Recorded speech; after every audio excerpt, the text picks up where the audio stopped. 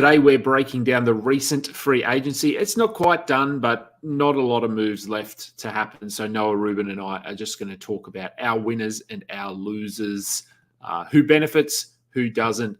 It's time for Balls Deep.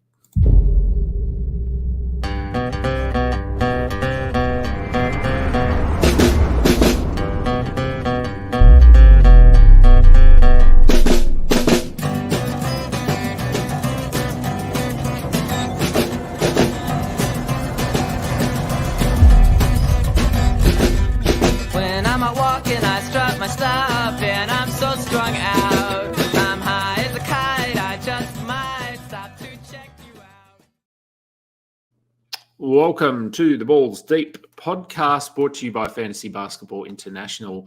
My name is Adam King. I am your host at AdamKing91 on Twitter is where you can find me. Joining me, as always, on a Tuesday evening, afternoon, Wednesday morning, depending where you are, is Noah Rubin. Noah, we got there. It was a little bit slow this morning. As I said, my kids are on holidays, and so the mornings are a little more relaxed around here. So the alarm went off and I just rolled over and went back to sleep. I think that's totally fair. I mean, it's not been the most exciting free agency. So this isn't like an episode that I would be getting out of bed saying, man, I'm just so excited to talk about X move and Y move. Like it's been fun. It's been fine. It hasn't been anything, anything that'll get you out of bed in the morning. So I don't know. No. And yeah, like I said, we're not done. There's still a few moves that could happen. There's little bits. Cade Cunningham signed his deal overnight, which I think we knew that was coming. Zach LaVine, he's still sort of rumored to be, well, the Bulls are trying to offload him. I don't think anyone wants him at this stage. But Paul Reed, an interesting one. We'll start with him, I guess, because it's the most recent. He was picked up by Detroit overnight off waivers.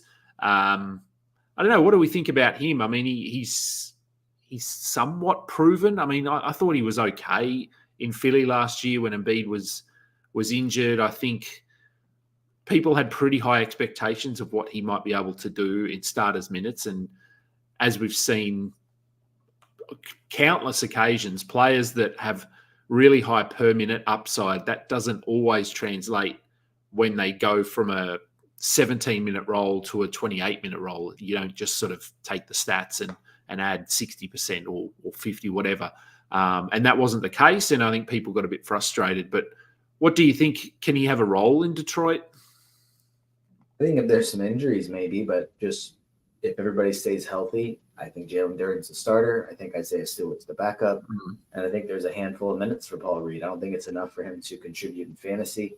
I think Isaiah Stewart is kind of forgotten about at times just because they were trying to play him at power forward, and it just wasn't natural for him. I think being a backup center that can still play 18 to 20 minutes and be effective, I think that's a good role for Isaiah Stewart. So I'm not seeing a ton of minutes left over for Paul Reed. They re-signed Fontecchio. They added Tobias Harris. So it's not like you can say there's just minutes at the four.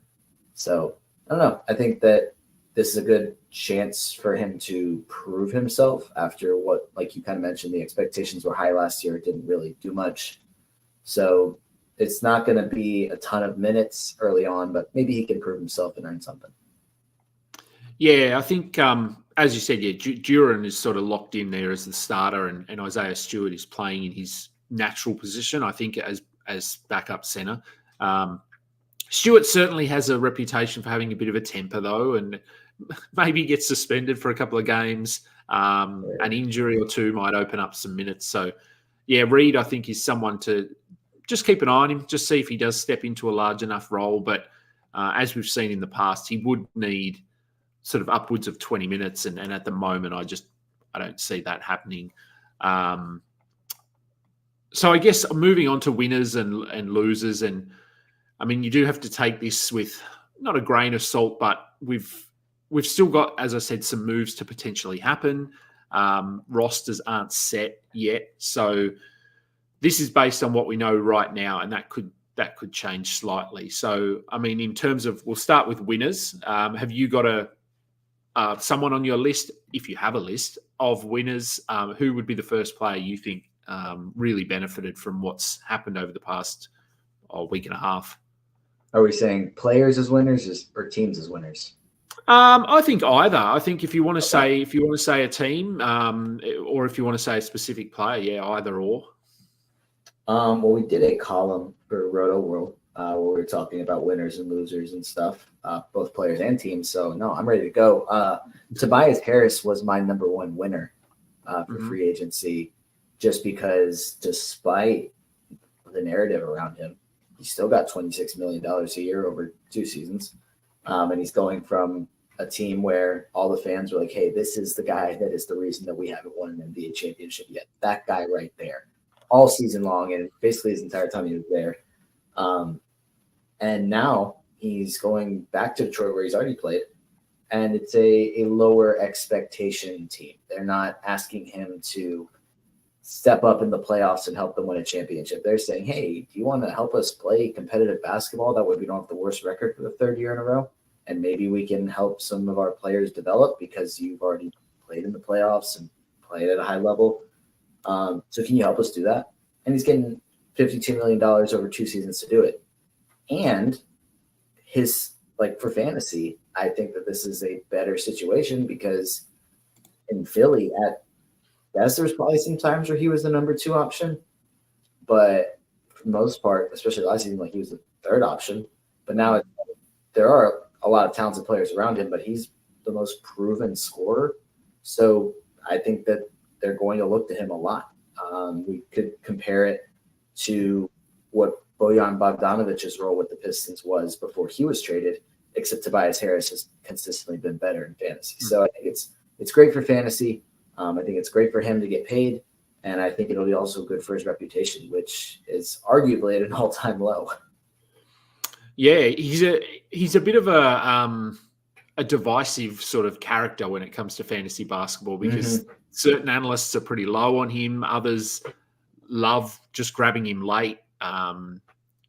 Depending on your build, all sorts of things go into that decision making. But he finished as the 48th player last year, so a top 50 player, as you said, playing on a team where he's arguably the 3rd option. Embiid was out for a lot of that, so I mean we do have to sort of keep that in mind. But look, he's pretty solid. He's consistently in that range, top 60, top 50, but you can get him top, 80, something like that. So you'll normally be able to get him and at a couple of rounds of value, and I think that's probably going to happen again. I think if he is hyped a little bit this season, despite his age, his ADP might climb closer to 50, which means there's probably not as much meat on the bone in terms of value. Right. But I guess that's on the analysts and whether we hype him and how much we talk about him coming into the season. But no, I like him for this season. I think it's a good landing spot. There's basically zero pressure on him now because Detroit don't have aspirations of winning a title. Well, I hope they don't, at least for this season. So, yeah, I like him. For me, I don't know. I mean, there's a few players, obviously, that I think have benefited, and probably one that, I don't know, I was relatively high on him, and then I've listened to a couple of shows. I've listened to Dan Besbris's show, and there was another one as well. I think I'm liking Jonas Valanciunas. I think I sort of saw that he signed, I think it was 3 years, $30 million, which didn't seem like a lot of money for him, a good deal for the Wizards, but wasn't sort of sure. They just drafted Alex Sarr. They've re-signed Rashawn Holmes. They've got Marvin Bagley. So there were a few questions around what his role might look like. Is he going to come off the bench behind Sarr? But I think he starts now from just having a look at their roster, and I guess considering where they're headed and they're trying to develop sort of these young guys, I feel like he's going to start. He's probably going to play 26 minutes, 28 minutes. I don't think he plays 32 or 33, anything like that. But he wasn't great last year playing in New Orleans, but he was playing with a much more talented roster around him than he's got in Washington. So he's not going to come out and be a high volume sort of scorer that's going to get you 25 points a game or anything like that. But he's a really good rebounder, a huge body. He's going to be a leader on this team, which is what they need. I think he's probably someone that we need to be drafting inside the top 100, just based on the fact that he could average a good double-double. So not just like a 10 and 10 double-double. I think he could be 16 and 12. Good percentages. He'll give you the odd 3, but he's good from the free throw line as well. Doesn't do a lot on the defensive end, but he'll sort of fumble his way into close to a block per game, just for the fact that he's so big and he's at the rim. So I like him this season. I think it could be a bit of a bounce back year for him. The only hesitation I would have is knowing or expecting Washington to be sitting down the bottom of the standings come February, March, April. There's a chance that they end up just, whether it's pulling from the rotation altogether because of an injury or but his minutes could scale back. So there's a little bit of concern there, but I like him. Are you sort of on board with Valanciunas yet? Not as much as you are. I agree that he'll start. I think the issue with him the past 2 seasons has been the minutes. He was at 23.5 this past season, 24.9 before that, both outside the top 100. The year before that, he was at over 30 minutes, and then he was 44th according to Basketball Monster. If he can get to 30 minutes per game with the Wizards, then I like him. But they also have Rashawn Holmes, they have Marvin Bagley, they have Tristan Vukcevic. Not like names that are screaming, hey, like this is going to be difficult for Valanciunas to get to 28, 30 minutes. But I can see them trying to give some younger guys like, okay, what do we have in Bagley? Okay, what do we have in Vukcevic? Like just trying to figure those out. Also giving Rashawn Holmes minutes. So if Valanciunas is at 24 to 26 minutes, like he has been the past 2 seasons, then I can't see him being much better than he was the past 2 years. I agree. I think I'd probably take him around 100, maybe like a little bit earlier than that. But I don't know. We'll have to see if media day quotes or anything like that is in like giving us a better indication of what his role is going to look like, because they are probably going to be very bad again. So that's another risk there that he might not play 82 games again. He might play 60. So I think he'll start. And I think there's a chance that he gets to 30 minutes and ends up having a bounce back season. I'm just not convinced that that's going to be the case, I guess. Yeah, so I just pulled up his stats here. And yeah, last year obviously wasn't great. Year before wasn't great. But if we jump back to the 2021 season, when he was in Memphis, 28 minutes or 28.3 minutes a night. So I think that's probably feasible. He could get close to that. 17 points, 12.5 rebounds, 0.9 blocks, 59 from the field, 77 from the line. I can see that being somewhat replicable. I mean, yeah, there's not much there. 17 points, maybe not. Maybe it's sort of closer to 15 and a half. But he was almost a top 30 player that year. So, right.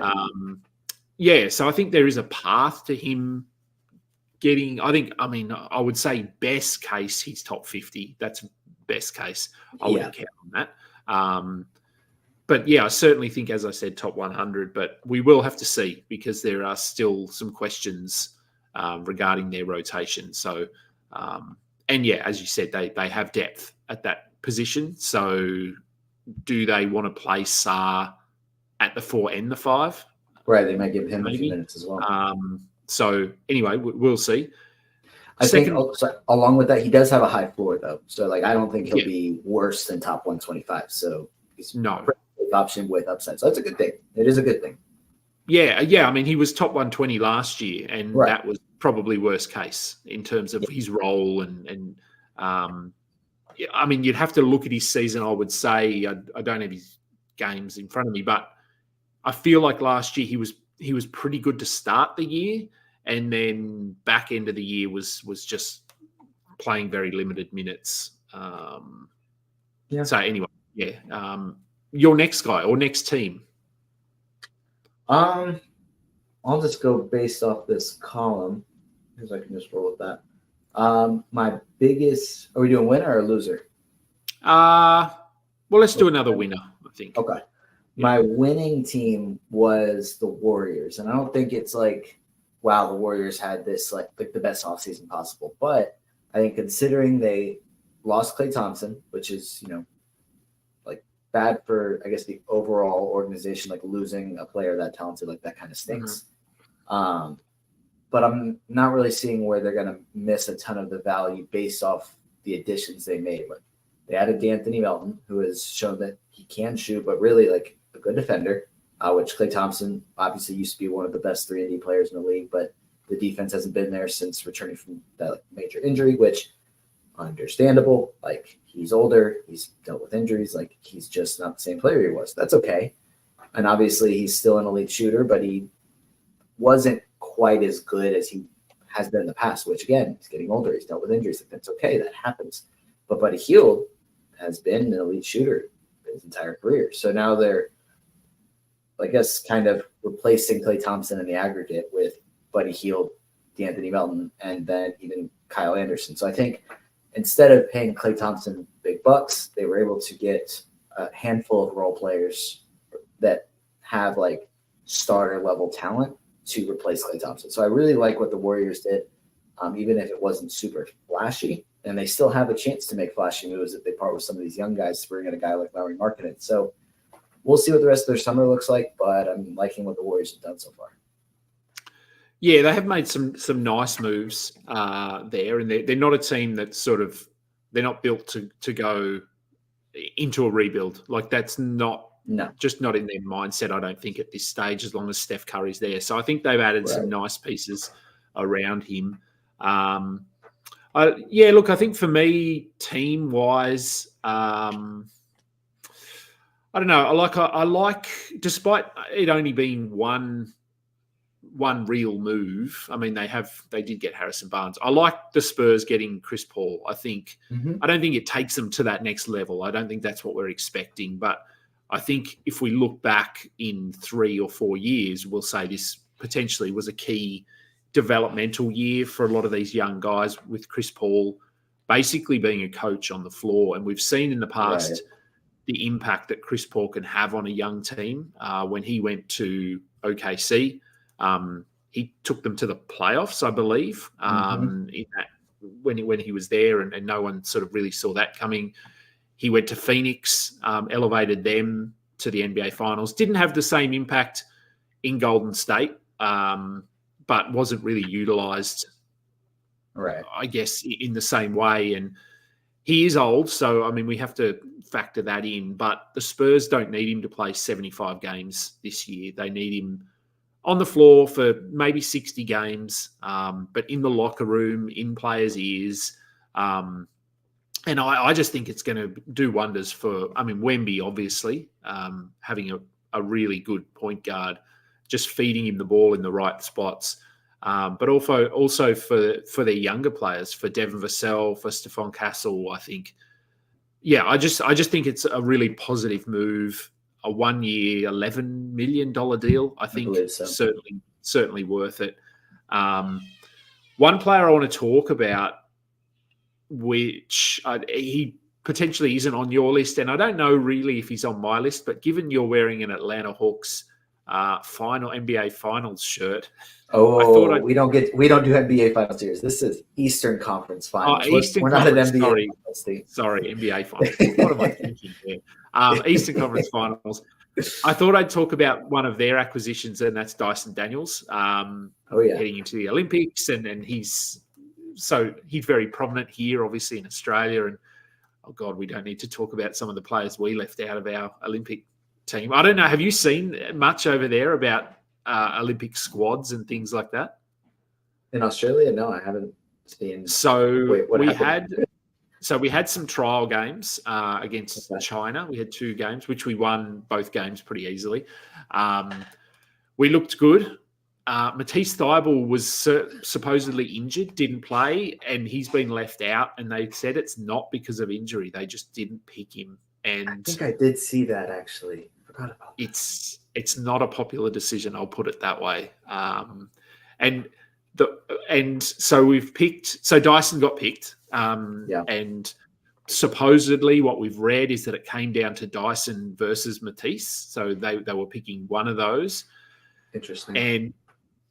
And look, I get that. I get they're both defensive sort of players, but Dyson has that upside of being able to handle the ball a little bit. He's a bit younger. We picked Matthew Dellavedova. For nothing against Delhi. Like, he's been a great player for Australia, but he is not the player we need defending Giannis and defending all these elite wings and ball handlers. It's not Matthew. It's Matisse Thybulle. That's who we need. He's the Steph Curry stopper. When you go play Team USA, he's the Steph Curry stopper. Yeah, it's baffling. And they formally announced the team yesterday, and a lot of the comments were basically along the lines of, what the hell? Like, what? I just don't get it. So anyway, that's my rant over regarding the Australian Boomers. And look, honestly, it's probably not going to matter because our pool has Spain, Greece, and Canada, and all three are going to be really hard. Yeah, that's not ideal.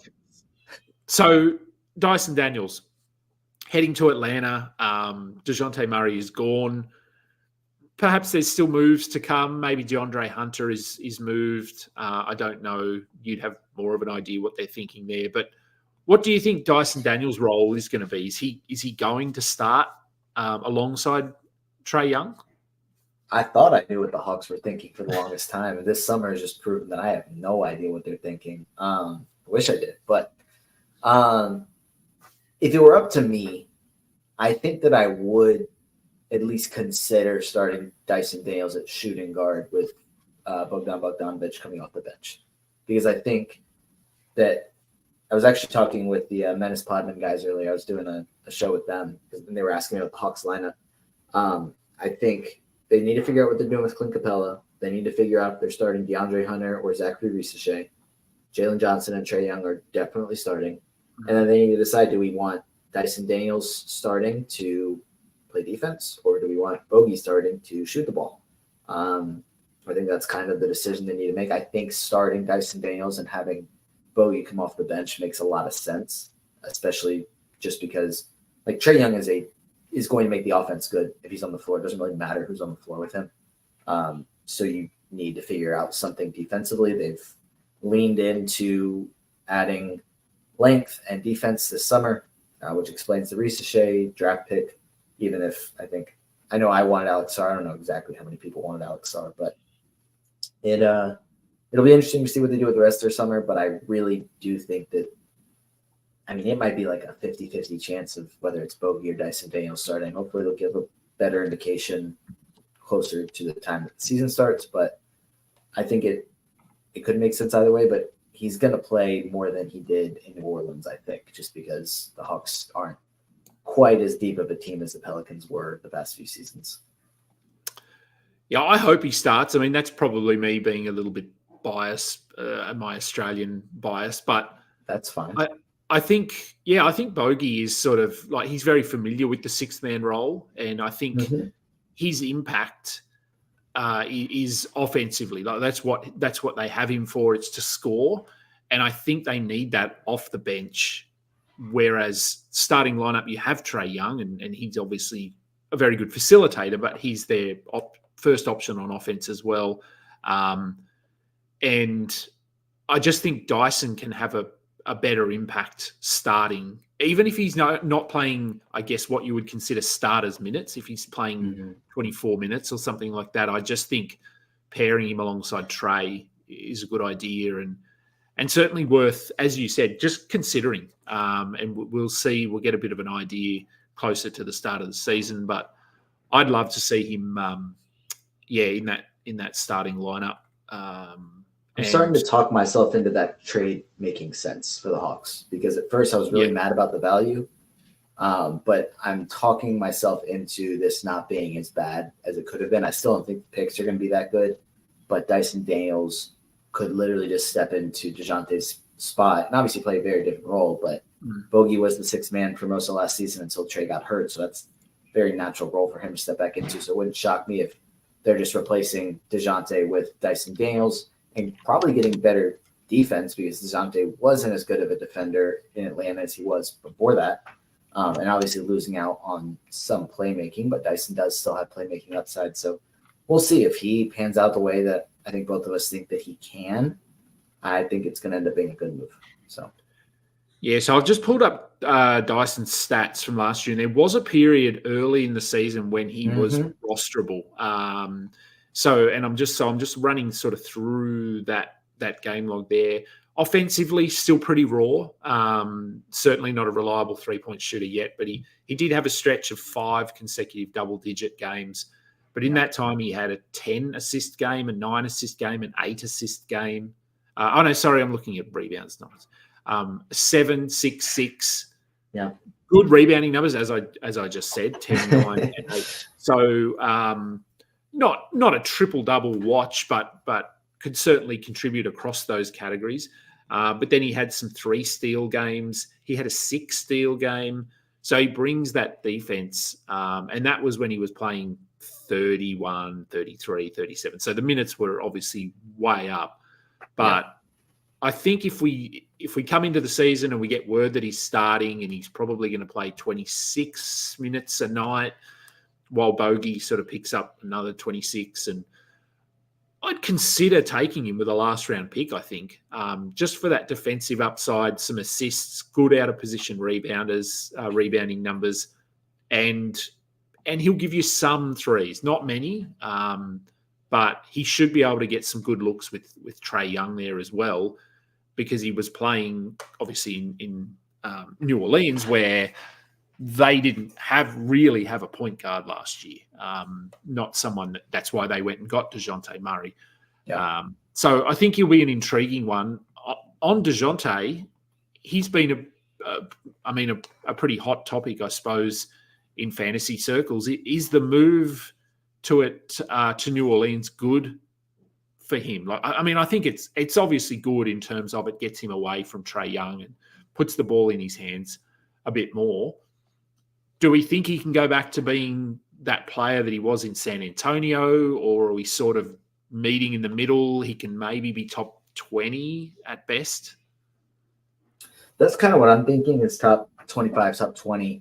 I don't think he'll be as good as he was in San Antonio, simply because there's other players that have proven stars on this team. That San Antonio team where he was a top 10 player, it was a lot of young guys. So there wasn't DeJounte could kind of do whatever he wanted. It was a rebuilding team. Now it's okay, we need to win games. So DeJounte is going to get his steals. I assume that the assists will go up a little bit and that the rebounds will actually probably go up a little bit as well. He was playing alongside Clint Capella the last 2 seasons. Now it's Daniel Tice, Yves Nisi. Those are the centers right now.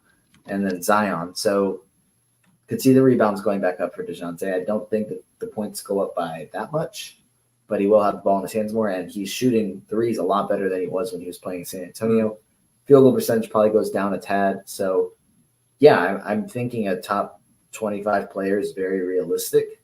Not quite San Antonio level, better than Atlanta. So, like you said, meet in the middle, top 25, maybe top 30. But, yeah, really good player.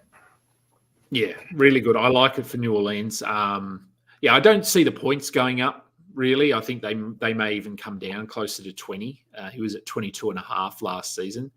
Part of that probably hinges on whether Brandon Ingram is still there. It's all indications point to him leaving. We just don't know where or when. So if he goes and they don't bring back in someone you would consider a scorer, then I guess maybe he could hover around 22 points, because they've got CJ, Zion. That's sort of it. If you think of a reliable offensive threat, they're the two. So he'd still be the second or third option on offense. But if Brandon Ingram's there, that's another 20-point scorer to throw into the mix. So loser, have you got a clear sort of player team that you thought comes out of this period in a worse spot than last year? My player is Trey Jones. for the reasons that you mentioned earlier when you're talking about the moves that the Spurs did that you liked, which I think it also makes sense for the team. But when you're the guy, I mean, he was coming off the bench to start the season because they were running Jeremy Sohan at point guard. And then they were like, hey, like, okay, like we kind of need to have Trey Jones at point guard. And now this summer, they signed Chris Paul, drafted Stephon Castle, and drafted Juan Nunez, who I believe is going to be a draft and stash, so he won't come over this season. But they were clearly like, okay, guys, we need to figure out this whole point guard thing, and we need to upgrade here. So what does that say about Trey Jones? Like, obviously, I don't think anybody expected him to be the long-term option at point guard. But I think that this definitely, he'll take a hit to his minutes. They'll probably prioritize Stephon Castle at times, though I'd imagine to start the season, Castle may see more of an off-ball role like as he learns under Chris Paul. And I think long-term it might be fine for Trey Jones because he's going to learn a little bit from Chris Paul, two very efficient point guards. So I just think that it really hurts him a lot next season simply because he has a lot more competition for point guard minutes. Yeah, I think that's a pretty obvious one because Chris Paul is clearly the preferred option there, at least for the next 12 months. For me, I think the Clippers probably got worse. They lost Paul George, brought in Derek Jones, I suppose, if you wanted to consider him the replacement. Defensively, I guess maybe you could say he's on par with Paul George. He's a different defensive player. But they haven't really got better, I don't think. I think they're relying on the health of a player who, to this point, is not healthy. Kawhi Leonard. He was relatively healthy last year, but then we saw when they needed him, he wasn't there. So that's a big concern. I think they're probably, if you look at all the teams who made moves, they're probably the team that got worse. And then, in terms of players, I guess if we look at the other side of that Paul George trade, I don't think they're clear losers where their value is going to take a significant hit. But I think Paul George, Joel Embiid, Tyrese Maxey all just take a little bit off the top because you're bringing in Paul George to replace Tobias Harris, and Paul George is far better than Tobias Harris.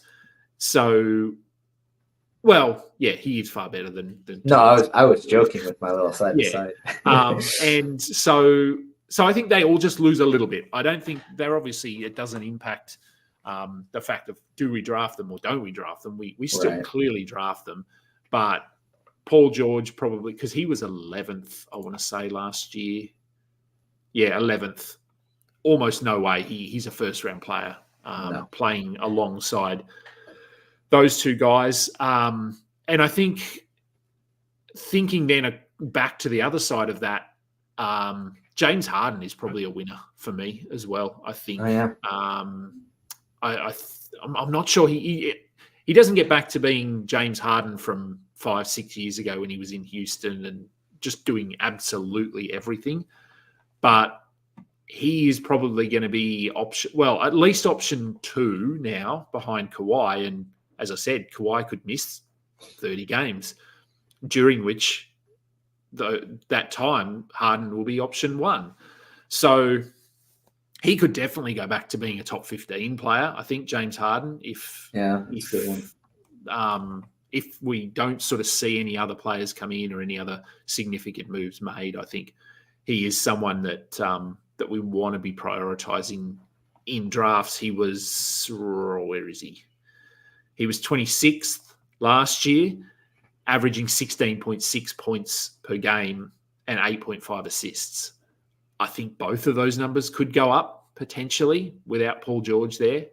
Derek Jones is not handling the ball. He's not scoring 20 points a game. No, so Harden could easily go back to being a 20 and 10 player, I think. We'll see. We'll see. There potentially are still moves to come in LA, but I'm going to let you get out of here now. I'm going to sadly go and do some work.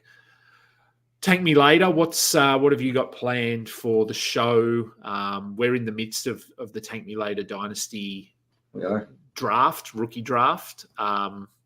It's been interesting. Lots of chatter, lots of engagement, which is great. But what's happening with the show at the moment? With the show, I'm going to record an episode tomorrow. I did a rookie mock with some dynasty analysts just to take a look at how we draft. Got some data out of that. So talk about that. Maybe talk about that. I guess the rookie draft that's been going on in the Take Me Later 30-team league. We'll see how many more picks we can get in before I start recording. So we'll just talk about a handful of them.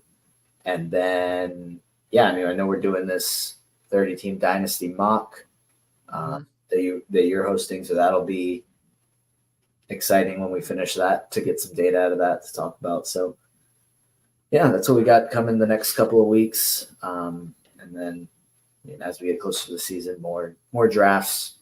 I'm sure we'll both be doing live draft shows or mock drafts where we're picking as we record. So should be fun. Summer's always fun.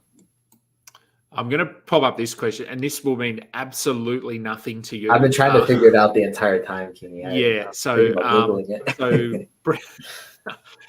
This is purely for Australian viewers, listeners. So the question is, hey, Kingy, any news on why your good mate Brent Naden isn't in this week? Would be my number one pick.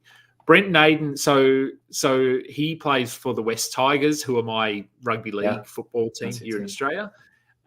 I really don't think he should be playing in the league. Like, he's not good. And my team are the worst team. So they've finished last the last two seasons. They're finishing last again this year, I think. And he keeps getting picked for whatever reason when we've got young players. And this week he hasn't been picked. So I'm very happy that he is not playing. Very true, Gibbo. Most of Australia don't understand it either. So give me an NBA comp when you can. Give me an NBA player comp for Brent. Oh man. Sounds like you guys are respectfully. It sounds like you guys are the Pistons. So maybe like an older veteran on the Pistons that could. Well, no, I wouldn't say it's Isaiah Stewart playing him out of position. It'd be like I don't know. Maybe he's like an Ish Smith or like someone who just keeps getting a job and really shouldn't have a job. At least not because he's slightly older and he's just.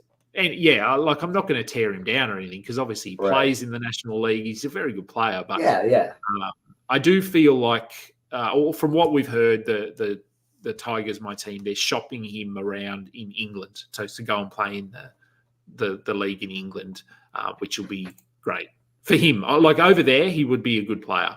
In Australia, he's not. Great for him, great for you, great for your That's team. Right. Yeah. So, very nice question. So in terms of what we've got coming, we'll be doing this show weekly, I think, as long as there's stuff to talk about. Summer League starts in 4 days, something like that. The Vegas Summer League. Yeah, anyway. I think 3 days. Yeah. So this time next week we'll have a few Summer League games to talk about. So that'll be good. We probably will have had a look at all of the rookies by then. So that'll be something to talk about. I've started recording talk about the Pistons. We can talk about the Pistons. I actually like what the Pistons have done this offseason. I think they've actually made some. Well, I'll say they haven't made bad moves. I think that's sort of what they've done in the past, and having a new coach now and a new direction and that sort of thing. I actually don't mind what the Pistons have done. So we can talk about the Pistons. And I've started recording my analyst interviews the second season. So they'll be, I'll be recording them over the next few weeks, and then we'll start releasing them probably late July, 2 a week for 6 weeks, something like that. Free Paul Reed. Maybe. We did talk about him at the start of the show. So we don't think he's free at the moment, but he could end up being freed at some point. So yes, that's what we're doing. We're just sort of slowly ramping up and getting ready for the season. So Noah and I will be back next week similar time. The time sort of varies at the moment based on what my kids are doing, and it will normally be around 4 p.m. Eastern, something like that. Once we get into a bit of a rhythm, but for now, that will bring us to the end of the show. Thank you, everyone, for listening. Until next time, catch up. You just listened to another episode from the Fantasy Basketball International Podcast Network. Thanks for joining us. And for more information about joining our community, please check out our website at fbibasketball.com.